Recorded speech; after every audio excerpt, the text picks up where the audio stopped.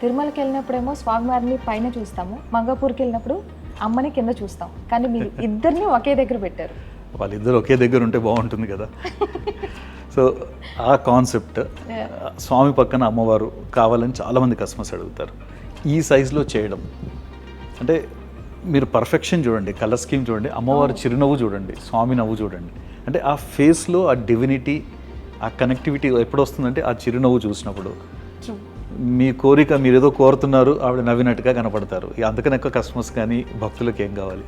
చాలా మంచి వర్క్ అండి. అది కూడా చాలా బ్యాలెన్స్డ్గా, చాలా బ్యాలెన్స్డ్గా ఉంది తెలుసా. Kind of cuteness added with devotion. ఈ సైజు పూజా రూమ్లలో పెడుతున్నారు కాదు, డ్రాయింగ్ రూమ్లో పెడుతున్నారు. గెస్ట్లు వస్తారు, మీకు ఇంకో సపరేట్ రూమ్ ఉంది కూర్చోడానికి, అక్కడ పెడుతున్నారు. It need not be only in puja room. Puja రూమ్కి అయ్యేవి పూజా రూమ్కి అవుతున్నాయి. ఈవెన్ బిజినెస్లలో కూడా ఇటువంటి పెద్ద ఫ్రేమ్స్ తీసుకెళ్ళి పెడతారు. So it gives that positive vibe. మీరు చూడగానే మీరు కనెక్ట్ అయ్యారా లేదా? డెఫినెట్లీ కనెక్ట్ అయ్యాను. ప్రతి ఫ్రేమ్కి ఇక్కడ కనెక్ట్ అవుతున్నాం అసలు. మీరు ఇప్పటివరకు అంతా స్వాములనే చూస్తున్నారు, ఇప్పుడు అమ్మవారు కూడా వచ్చారు అక్కడ.